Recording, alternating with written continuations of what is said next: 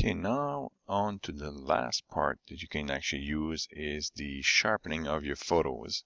If you're shooting into JPEG, most of you are shooting in JPEG, so therefore you rarely have to do that, but sometimes it's good to bump it up a little bit depending on what photos you're trying to do. If it's a lot of details, example that if you're trying to do a car like this, no matter if it's in JPEG or RAW, you want to probably bump up the details. So therefore the sharpening is really nice and it makes it really crispy. Now, in my case, I use a lot of a lot of raw footage. So therefore I need to go in, and before I print my photos, or if I want to bring them into the web, I always use sharpening. And this Lightroom does a pretty good job. There's a more powerful one in Photoshop. But let's have a look at what I mean by that. Let's have a look at this over here, this structure. And I didn't test it right now, but I'm going to see that if you go and scroll down into your Lightroom, it keeps on going down, down, down, and it's like details again. You have the sharpening, and then you have the amount, radius, details, and masking. Mostly the masking, I don't use it very often because I use Photoshop instead, but it's like the amount, that's fairly easy to understand. Radius is also like how much crisp you want or what size you want it to be. You can play with that. But it's just like, if I look into the sharpening, looking at this area over here, so let's see if I can go to that part. Where are you? So it's closer, so therefore you have a bigger picture over here, but you also have one that's really sharp over here. So if I go in here and I start to increase that, I'm looking at right now just the inside of my photo. Let's bump it up really high just to see. So then, yes, I forgot to mention that, but it's like it does reintroduce some kind of noise into your photos, depending on how high you're going to go. So therefore, if I go and go like this, just find a good balance into this. And if I go to the before and after, you won't see that one because it'll go all the way to the presets there. It was like, you don't see anything almost, to this one. So that's what you can do with the amount, and you can play with the radius. It's up to you. And it does make a huge difference. So if I go back to over here, and if I go back to, let's go look into the trees. Let's go back to the trees and just show that. So this was the before with no sharpening.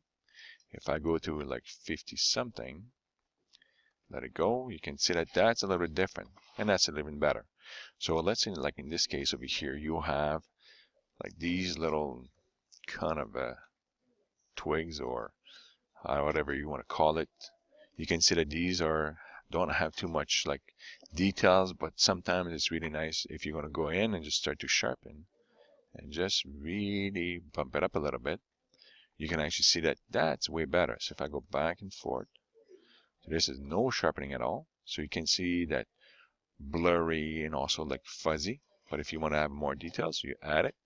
And then if you go back to the fit, it might not see, oh, well, there's no difference. Obviously, from this distance, it doesn't show too much difference, okay? But when you're going to print it, that's the main idea. Like the sharpening is mainly for the printing part. And if you're going to show it into the internet website, you probably want to do some sharpening, because if people go in and just want to see the picture really close, they'll go in like this and just look at that as like, oh, I love these colors and all of these. Therefore, if I go back to the no sharpening at all, you can see like the fuzziness, or not the fuzziness, but just like very seldom distinction between them. But if I start to increase it, you can see that now in this place is really more into details. So let's just go back. You see that blurriness, and you go back to this part over here.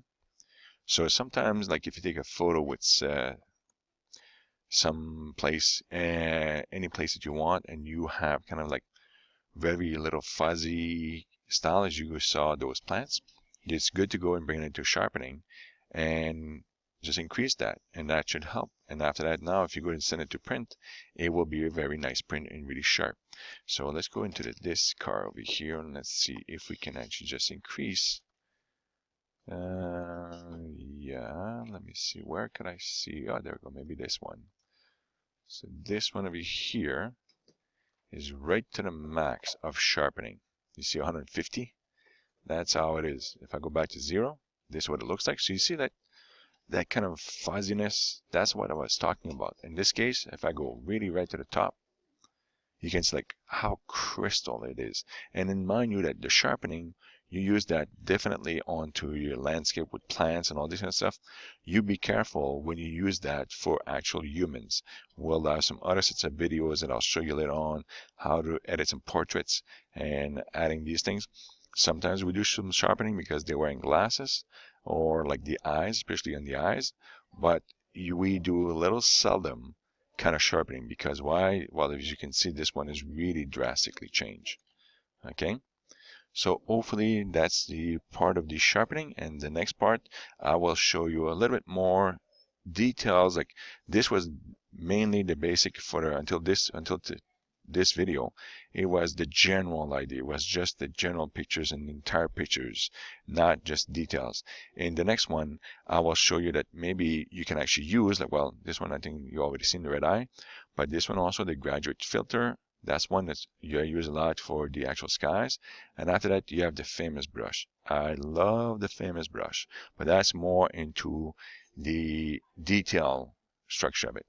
So that will be concluding the sharpening, and you can print it. But mind you, before I say that's it, I would do the next few videos are more like to the advanced features that we could say for the curriculum.